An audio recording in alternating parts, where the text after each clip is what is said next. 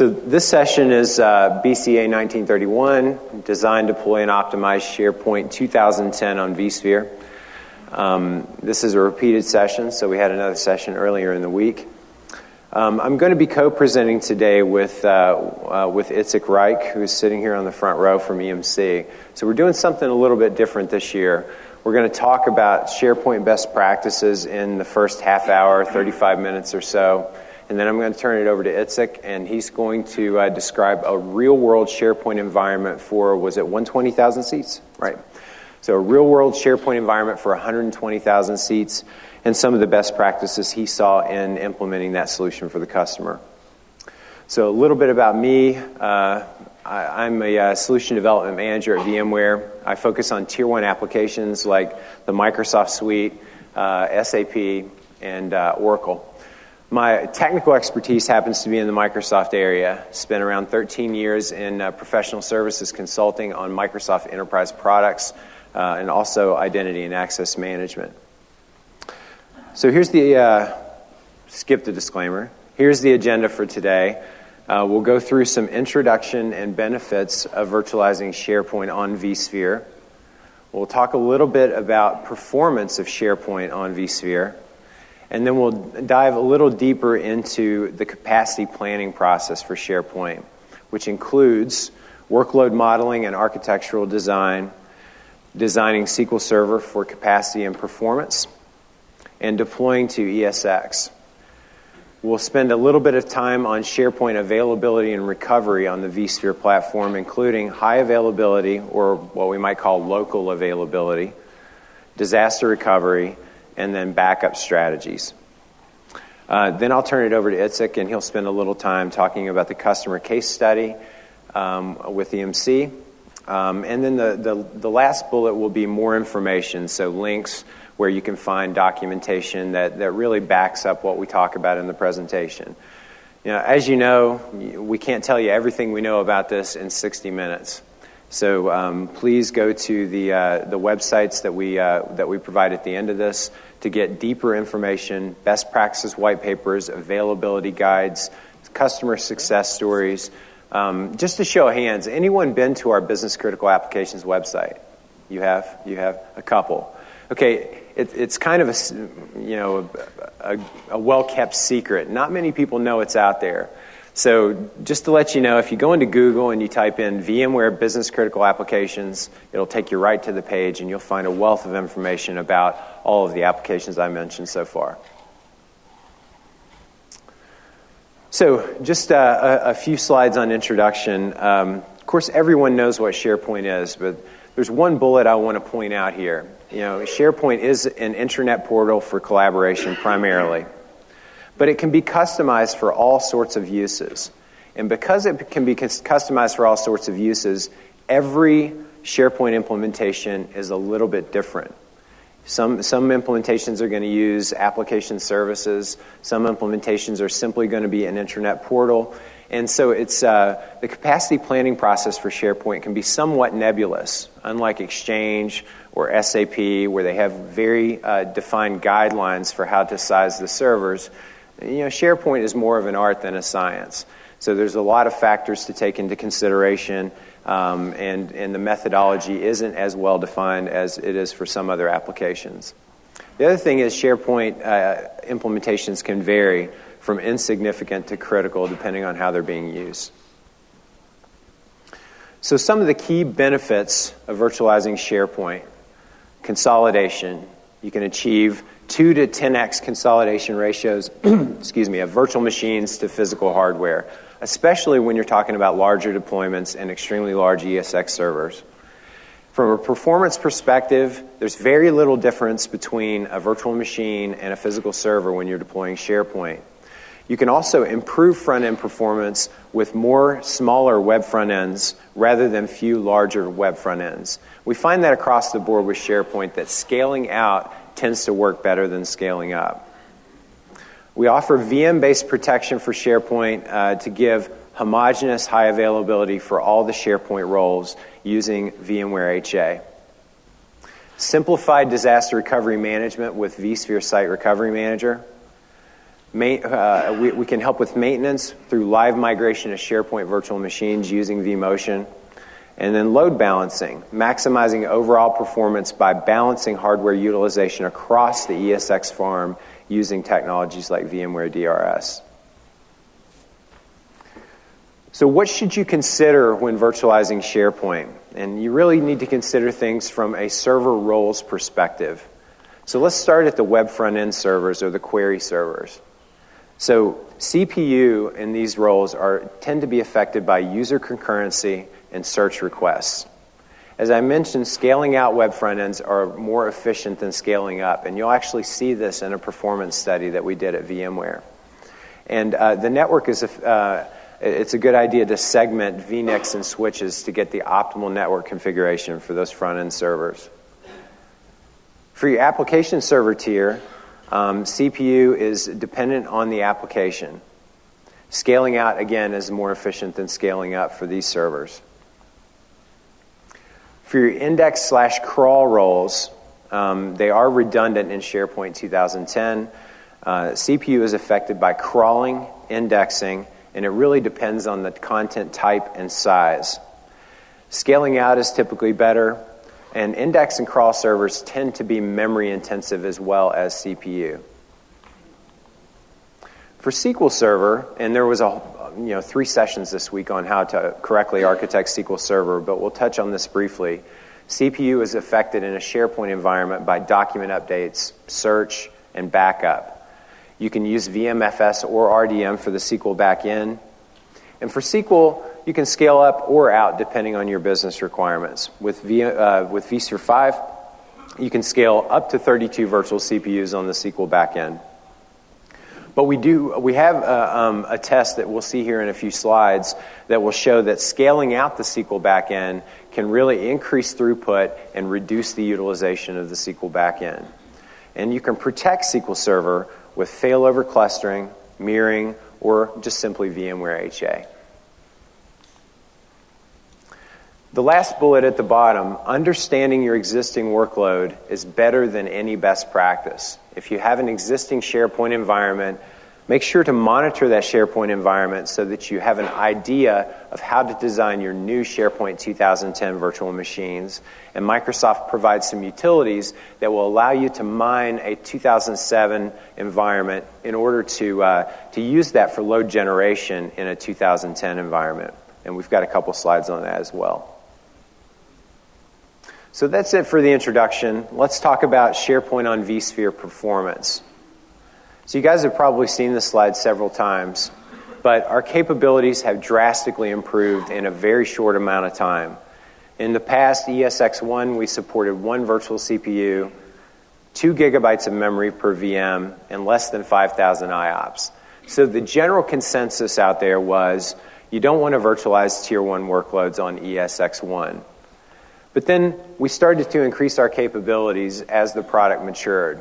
So now, as you've seen throughout the conference, we can scale to 32 CPUs, we can add up to 1 terabyte of memory per VM, and we can produce 1 million IOPS for a single ESX host. And there is a white paper out there that proves that. We're able to push 1 million IOPS through a single ESX host.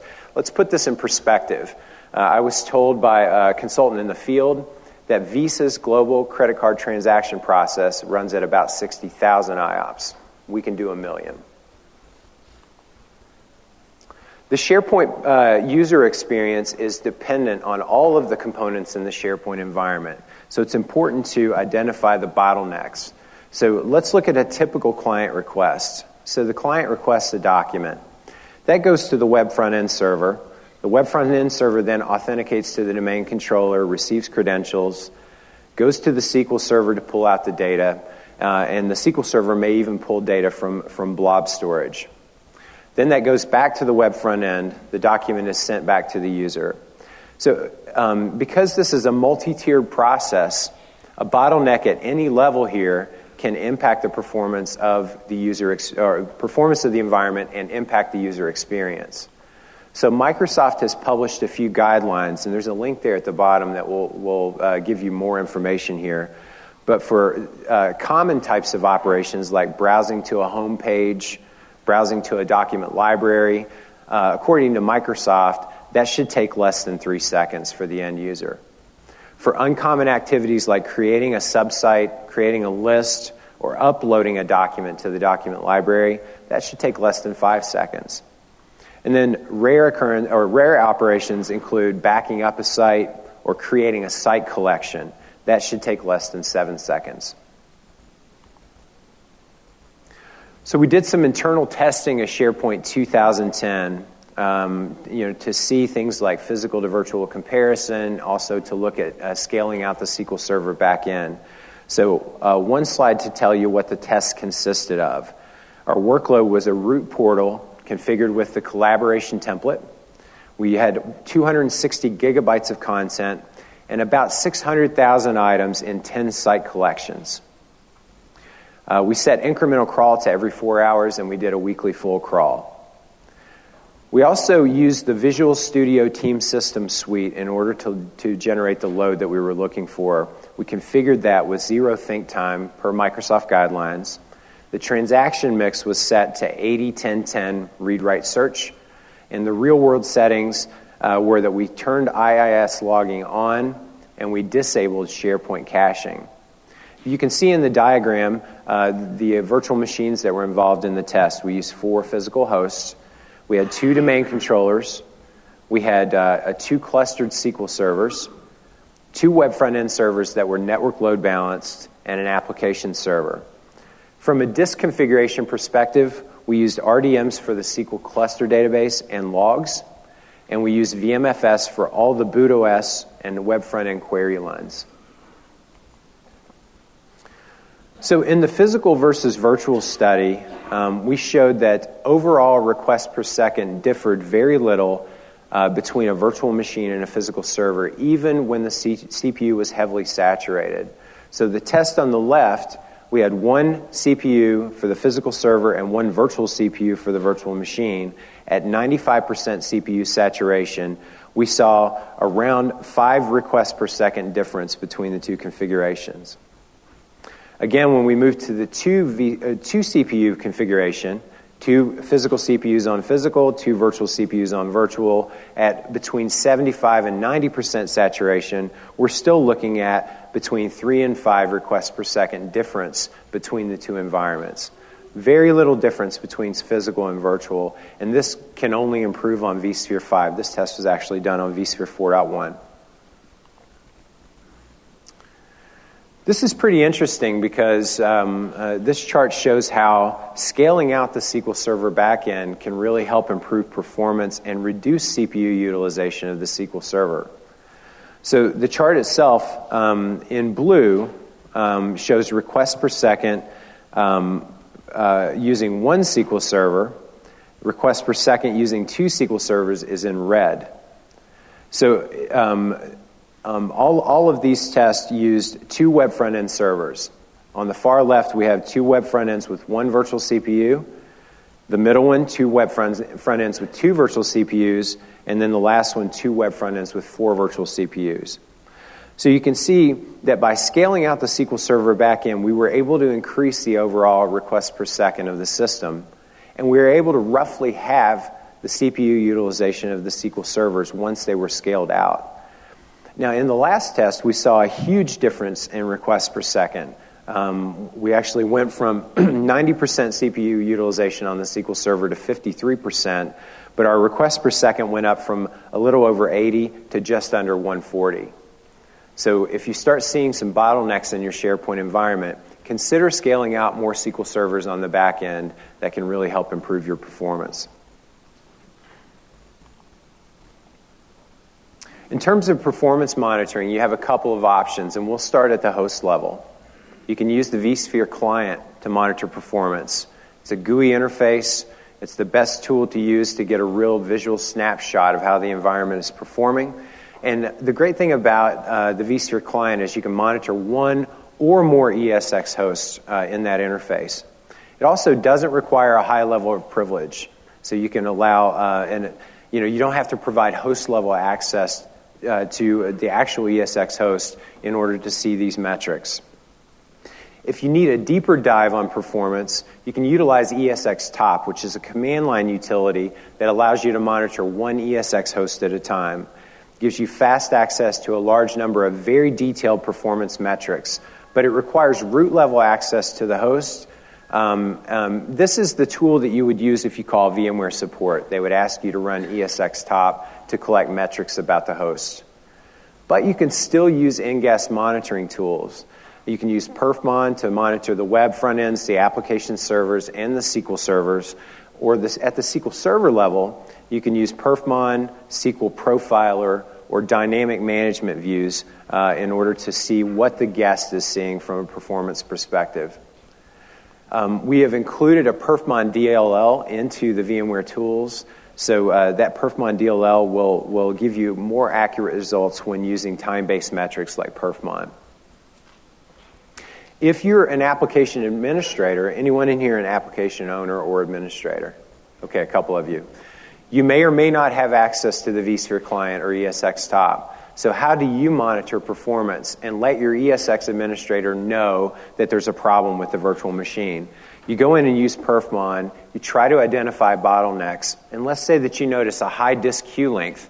You can take that to your SQL or your VMware or your storage administrator and say, I'm seeing high disk queue lengths. Can you look in ESX Top and see if I have a storage problem? So capacity planning is somewhat nebulous with SharePoint. We'll give you a few high-level guidelines, and Microsoft has published some topologies and case studies that can help out with that. So just to summarize the capacity planning process for SharePoint, first thing to do is to estimate your user activity. The best way to do that, as I mentioned before, is to take an existing SharePoint environment and monitor that over time, mine the IIS logs, and determine what the workload's going to look like when you move to 2010. If you don't have an existing SharePoint environment, then there's some estimating that has to go on based on Microsoft best practices and documentation out on TechNet. Then you select the starting point architecture, either through the topologies or the case studies published by Microsoft. Map out those resource requirements by server role, and those directly translate into virtual machine requirements. Once you've mapped out the virtual machine, then you use that to plan the ESX host hardware configuration. So if I have, 7 SharePoint server roles that I'm deploying to ESX, I can use those virtual machine requirements to figure out how large do my ESX hosts need to be in terms of processor and memory, and that can help you determine the optimal consolidation ratio and the best performance. And then finally, do an initial placement exercise to your ESX host to verify that your resource allocations are correct and that you have enough failover headroom that, let's say, you could lose a host in the cluster and the SharePoint environment can continue to operate at a decent level. So a little bit of a deep dive on estimating user activity. Mine IIS logs and utilize Microsoft or third-party testing tools. So we'll talk about the Microsoft tools on this slide. Use the SharePoint 2010 load testing kit. You can find that at the link below the bullet. Use Visual Studio 2008 Team System. That's the load testing kit is actually a plug-in into Visual Studio 2008 Team System. The load testing kit does not yet work with Visual Studio 2010. You'll have to go with the 2008 version. And you'll also want to deploy Visual Studio 2008 Service Pack 1. So what that'll do is I'll take those IIS logs, model a workload, and then you can push that out to your lab environment to test how your existing workload will perform in SharePoint 2010. For a new installation, if you don't have an existing SharePoint environment, you want to consider things like the number of requests per second, the number of concurrent users in the environment, the total number of daily users, and the total number of daily requests. The technical case studies published by Microsoft will give you some idea of how these parameters are in that particular environment. So if we're looking at the enterprise intranet collaboration technical case study, average daily RPS is 157. RPS at peak time or 350, and so on and so forth. So then you can compare your environment to the Microsoft case studies and adjust accordingly. So there are two sets of published documentation that might be of help to you in sizing. The SharePoint 2010 topologies are published topologies that range from small to large enterprise farms. Use recommended role requirements to plan resource allocation for those VMs. The technical case studies, rather than being models, these technical case studies are real live SharePoint environments in production that Microsoft documented that can help you model your environment. So you want to select the case study that's the most appropriate to your organization's expected usage patterns and, of course, adjust accordingly. So let's look at some of the farm topologies and how they sort of differ. And we've included some SharePoint 2007 numbers in here as well, but on the left-hand side, at the web front end, the application server, and the database level, there are some minimum requirements for those roles. If you're running SharePoint 2010, the web front end should have around 8 gigabytes of RAM, and the CPU should be greater than 2.5 gigahertz on 4 processors. So you can see the rest of the requirements there. If we look at the small topology, what we're looking at there is maybe a couple of web front-end servers, and you might even combine the query role with the web front-end server. You might have one application server, and then all of your databases on one single SQL server, so including your configuration database, including your content databases, and so on.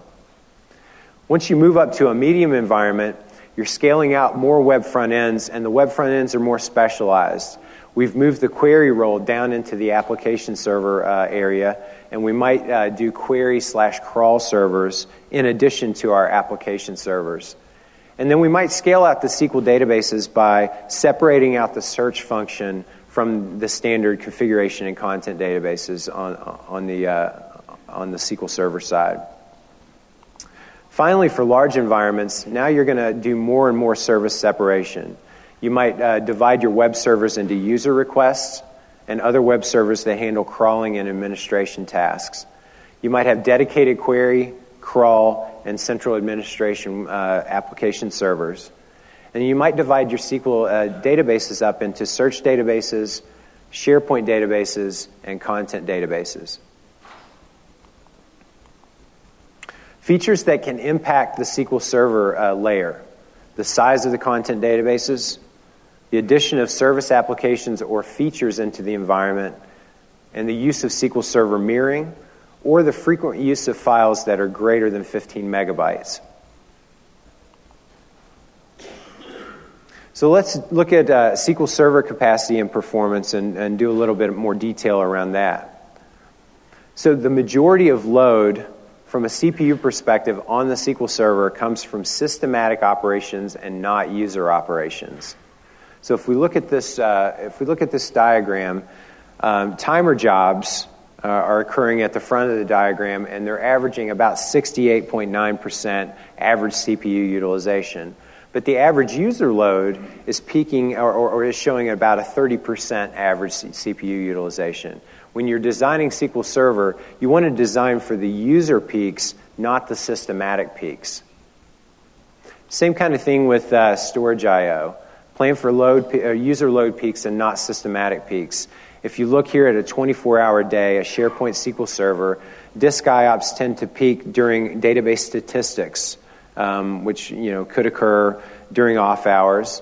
But the user averages are actually much lower than that. So you want to design for the typical user workloads and understand that the systematic peaks can actually be quite a bit higher than that.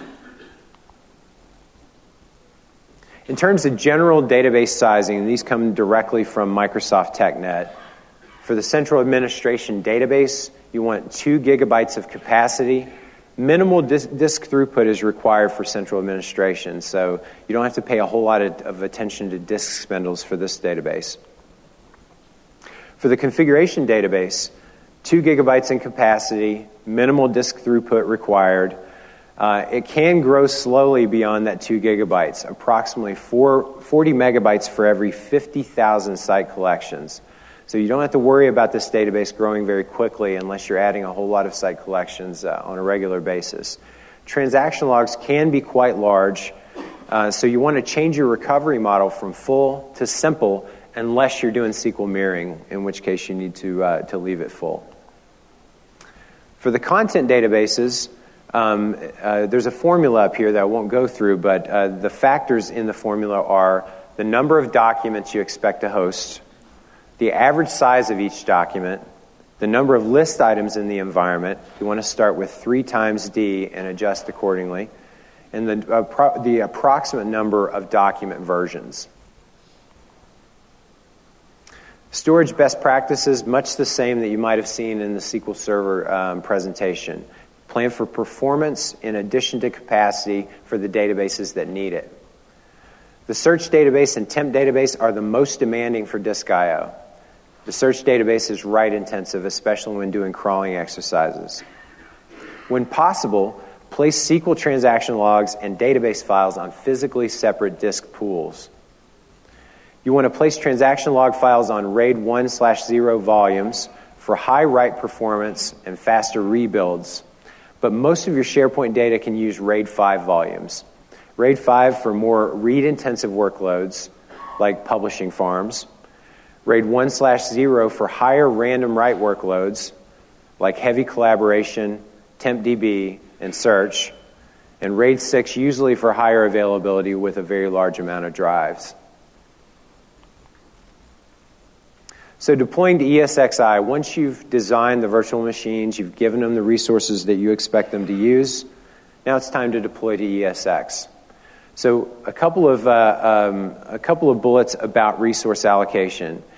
Typically, you want to allocate the minimum requirement for CPU and adjust as needed.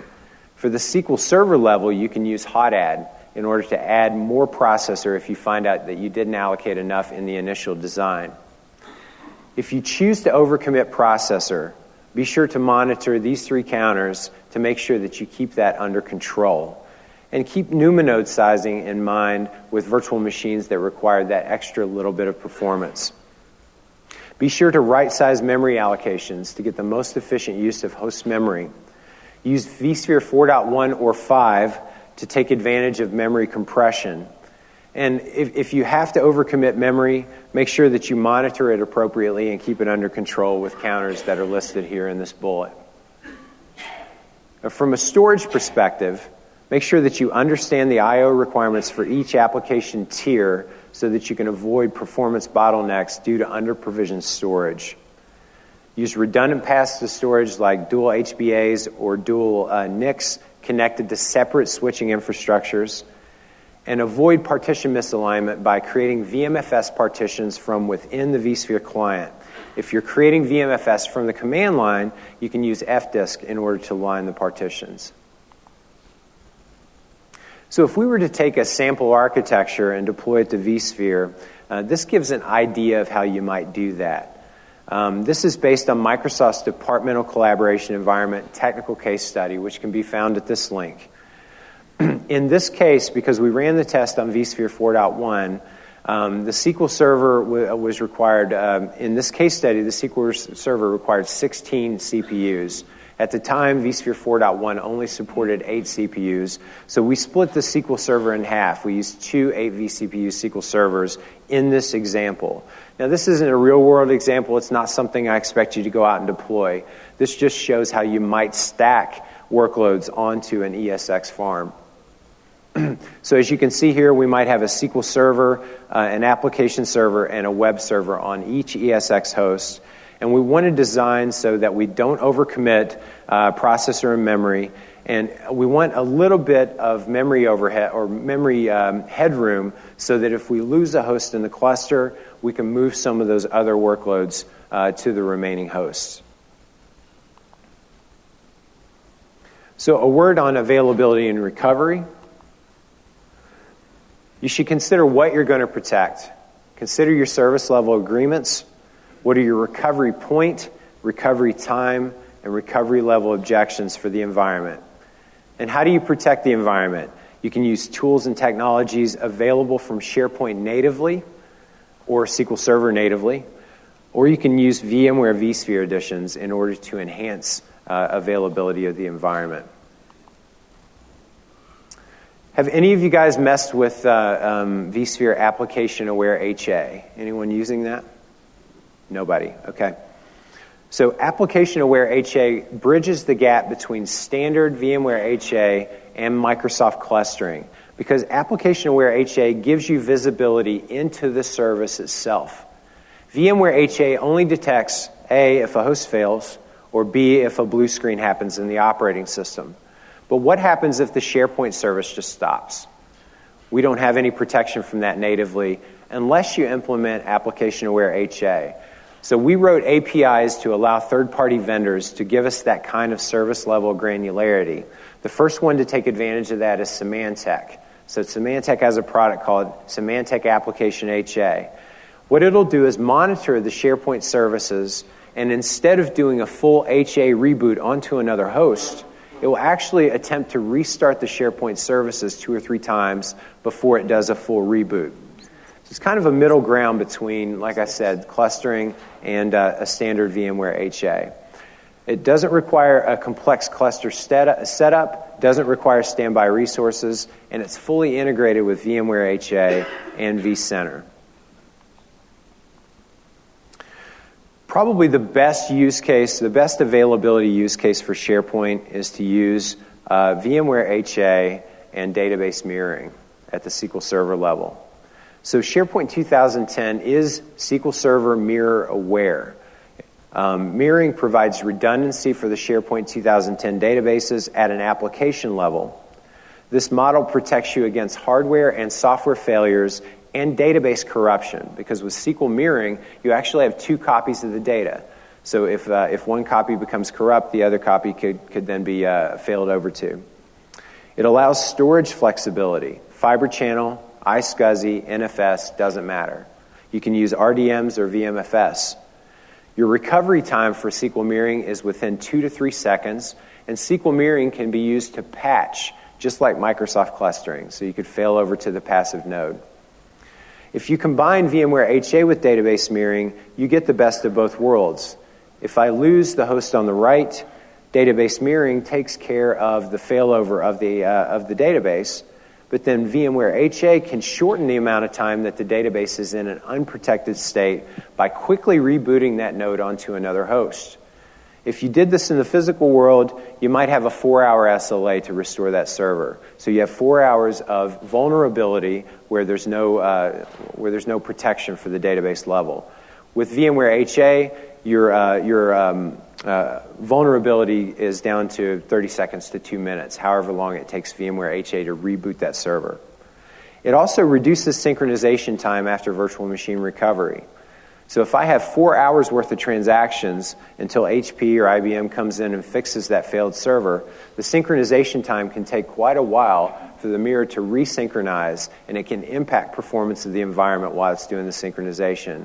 If you're synchronizing for a 30-second to 2-minute outage, that's going to take a very short amount of time and reduce that performance hit. For disaster recovery, obviously we like for our customers to use Site Recovery Manager, but this is an interesting use case where you can co-locate your test development SharePoint virtual machines with your disaster recovery virtual machines. So in the production environment, I might use local availability like SQL mirroring or network load balancing to protect my production site. I use Site Recovery Manager to replicate those VMs over to the DR site so that they're there when I need them. But in the meantime, I'm going to run all my testdev VMs on that hardware. Once a failure happens in the primary site, the administrator will initiate the SRM workflow. It'll power down the testdev VMs, power up the disaster recovery VMs, and you've accomplished 2 things: site recovery and lower costs for your environment. When I worked at a large airline, every time we bought a server, we had to buy 4 of them. We had one for test dev, one for staging, one for production, and one for DR. So it was a really expensive solution to try to achieve DR in the traditional manner. In this type of scenario, you can drastically reduce the amount of servers you have to purchase for both testidev and disaster recovery. In terms of backup, the dark green square or the dark green rectangles show really the web front ends and the application servers, which can be backed up at a file level. For the SQL Server databases, you want to back those up based on standard SQL Server mechanisms like using in-guest VSS-aware agents or using array-based backups that are hardware VSS enabled. If you want to use VMware Data Recovery, it's typically an easy, simple, complete data protection for your SharePoint VMs. There are some caveats, though. You cannot use VDR unless you've stopped the SQL Server service. VDR is not aware of SQL Server VSS, and so if you stop the SQL Server service, VDR could be a good solution for your SharePoint environment, but it's probably limited to the smaller SharePoint environments, not your large enterprise ones. If you want to get granular backup of an extremely large SharePoint farm, you might want to implement something like EMC Replication Manager, which is fully VSS compliant and can back up your SharePoint environment based on SAN technologies. So just to summarize my section, vSphere provides a foundation for high-performance SharePoint environments. Virtualized SharePoint instances perform very well compared to equally sized physical instances. Tests of both the web front end and the SQL Server virtual machines show that scaling out can provide increased throughput, and it's typically more efficient than scaling up.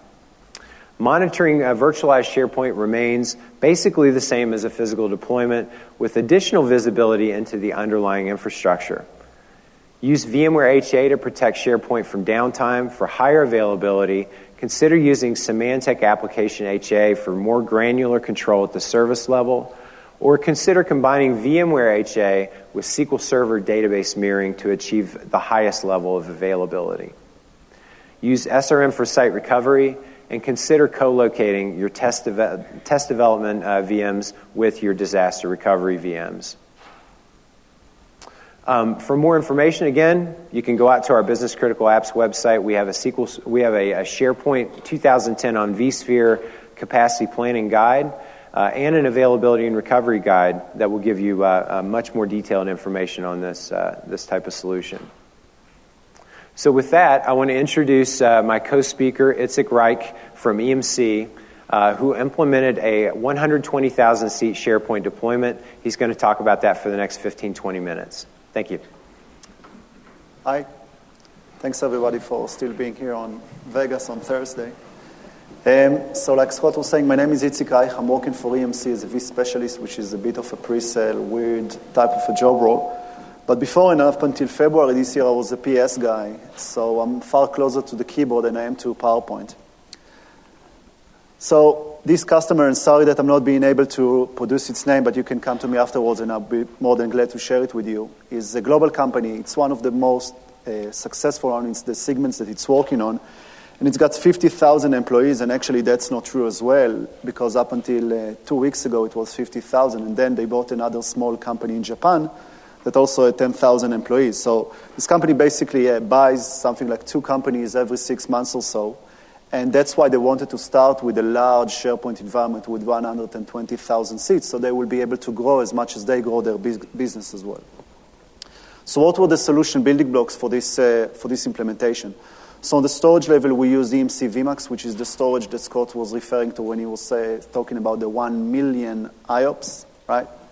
vSphere 4.1, at the time that was vSphere, the vSphere version that was available, SRM 4.1, and EMC Replication Manager to replicate their environment. So how many of you do replicate your environment for development, testing, and so on? Right. How many replicas do you have? How many of you got 2 replicas? Right. How many of you got 40 replicas? So this customer did. So we're just checking. So in terms of the cell layouts, a couple of important things. So we use dedicated front-end ports. In the VMAX, there is something very important called the front-end ports, which is where the traffic is being observed to start with. and with dedicated front-end ports for their application and different front-end ports for their development test, as opposed to their production environment as well. The other big issue that they came up to us and challenged us whether we should do it or not, and if we do, where should we do it, is thing provision or virtual provision. So thing provision and virtual provision basically means the same thing. The only difference is thing provision is basically a vSphere term that's being done on the VMware layer, and virtual provisioning is done at the storage layer. So how many of you actually use thing provision in your production environment? Wow, that's really good, because to be honest with you, a lot of customers are afraid to do it in their production environment. They're afraid of running out of space, especially in their production environment. But that's really, like you voted, that shouldn't be the case, because you've got really good, sophisticated ways to know when you're running out of space. But then the question is, okay, so where should I implement virtual provisioning, on the storage layer or on the vSphere layer? And to be honest with you, there is no best answer, right? So you can do them both. The only concern is that if you do them both, you should basically monitor the same aspect of your infrastructure from two different layers. And I don't know about you guys, but a lot of the clients that I'm working with, especially the big ones, the storage department doesn't talk to the system department. So I'm sure it doesn't happen to you, but it happens to some of my clients, and that basically means that if they're running out of space on the vSphere level, the storage guy will not know about it, and vice versa. So yes, you can do them absolutely on both of the layers, but make sure that the two people will actually talk to each other, because that's quite important. And VMware don't take care of people talking to each other, neither do us. The other part that you need to consider when you're doing virtual provisioning is that there is no impact to performance on the storage level when you do virtual provisioning, so you should absolutely go ahead and actually implement it as well. Another very important thing that's actually come up on vSphere 5.0, so VAI version 2 come up, right? And one of the features is zero reclaim. So zero reclaim actually means that if you're running a VM and then you delete the VM, how many of you actually think that the space is getting claimed back to the storage? That's right, it doesn't. So when you are using VAI version 2 in your SharePoint environment in particular as well, and you delete a VM, the space will get reclaimed back to the storage. So again, there are extra benefits to using virtual provisioning that are just far more than just saving some extra capacity and so on.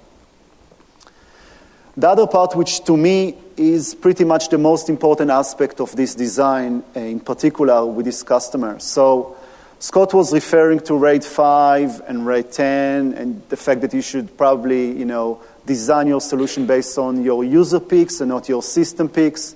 And that's actually a valid suggestion, right? Because if you will design your solution just based on system peaks, you're probably going to pay a lot of money to companies like the one that I'm working for. And obviously, that's not the case anymore these days, right? We all want to save money as much as we can. So EMC came up with a concept called FAST, fully automated storage tiering. And it's not new to the industry, right? A lot of companies are actually using storage tiering in their arrays.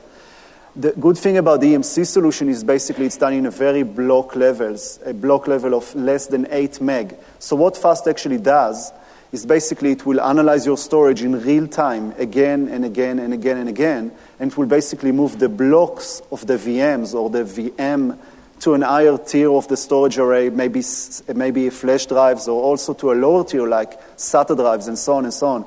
So the way to look at FAST is basically the same that you look at storage DRS. I mean, how many of you are familiar with vSphere 5 storage DRS? Okay, great. So for those of you who are not familiar with it, storage DRS basically means that you basically throw your VM to a storage cluster, right, that has a lot of different data stores, all carrying the same characteristics in terms of IOPS and capacity. And storage DRS once every 8 hours will basically move the VM that need more IOPS to another LAN. The one big disadvantage with storage DRS on the vSphere level is that it will need to move the entire VM. So if you are running a SharePoint database for your SharePoint environment, the entire SharePoint VM needs to be moving up and down. Also, it's not a real-time mechanism, right? So it works in every 8 hours or so. That was actually one of the, I think, my VCP exam questions. So you better remember it as well. So what we're doing is, what you see here is basically an array that is overutilized in terms of IOPS, right? That's why you see the yellow and the red and the red screen as well. So once you implement FAST, this is what's basically going to happen. The array will load balance itself, and as you can see, it's green, right? Green means good, at least to me. So it will always load balance the blocks between the VMs and to a higher tier and to a lower tier. And as the best practice recommendation, it's not on those slides. If you are using vSphere 5, and I encourage you to use storage DRS as well, so you could use storage DRS to do the initial placement, and that's great because then when you throw the VM to your SharePoint environment or your SQL environment, it will move it to the LAN that is less utilized. But then don't let storage DRS do it on a real-time basis. Let FAST do it for you because then it will move it based on the block level as opposed to the entire VM. All right? So it makes sense. And this way, especially on high-end tier storage like the VMAX, you could still plan for your system peaks, right? So the presentation had to be agnostic to storage arrays, but in this case, you can absolutely plan and design for your system peak. So we cover the virtual provision stuff, and where should we use FAST? So the best way to look at FAST in your SharePoint environment is you can use it across all of your SharePoint environment server roles, except for the search index. And the reason for it is that the search index is basically a database engine that is always, always, always changing.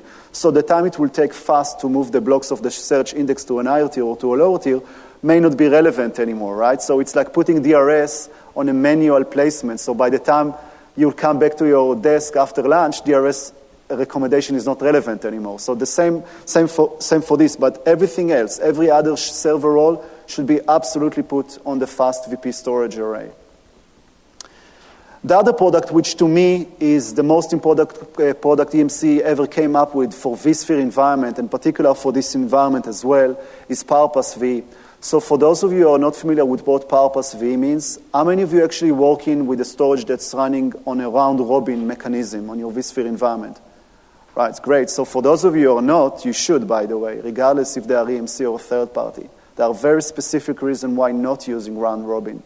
But when you are using round-robin, basically the ES6 server spread its load across all of the HBA and across all of the paths that are available. However, it does it in a round-robin way, which means that it's throwing 1,000 IOPS across the first path, and then 1,000 IOPS on the second path, and so on and so forth. You could tweak it to throw 1 IOPS per pass via CLI and so on if you want. PowerPass, what PowerPass means is that you install a software, a third-party software, on the top of your ES6 server, and it's basically taking care of everything that's to do with the traffic coming from the ES6 server to your storage array. And it's always cutting those IOPS across all the available paths. So even if your environment is not overly saturated in terms of IOPS, there is still a concept, something called microburst IOPS, which is basically a very high IOPS, but spread over a very short amount of time. And round-robin can break this, and PowerPass can. So I strongly recommend you to take a look at PowerPass. That was something that every time that I'm installing it on a customer site, I normally see between 30 to 50% increase of performance, especially when those performances are running on production environment, when you need every squeeze of your IOPS. And that's probably the case with your production SharePoint environment as well. The other thing is when you do install PowerPass and you do install a free plugin by EMC called VSI, Virtual Storage Integrator, Virtual Storage Integrator actually lets you get an insight to your storage array directly from your vCenter layer.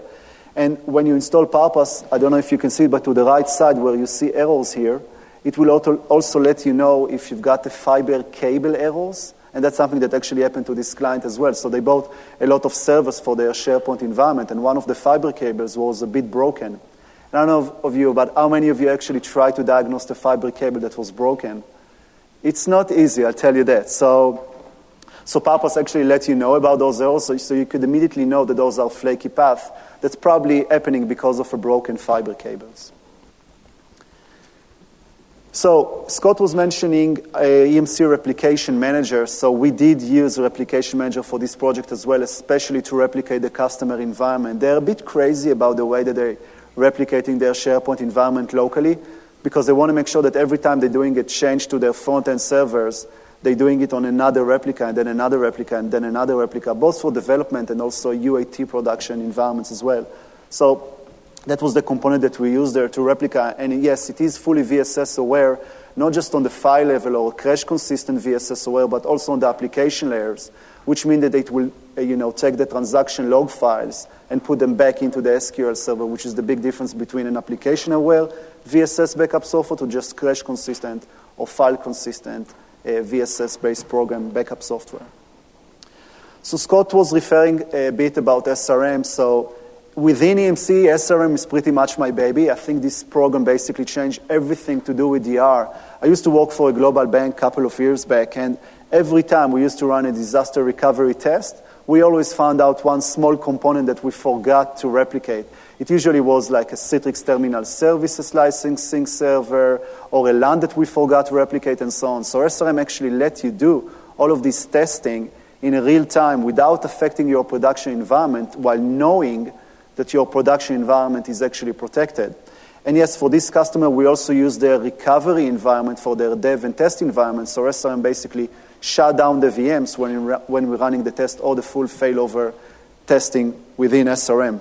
However, SRM up until version 5 had one big disadvantage, and it was that there was no automatic failback button, right? So if you did a failover to your recovery environment, a full failover, not just a test failover, there was no one button to press, the red button to do a failback.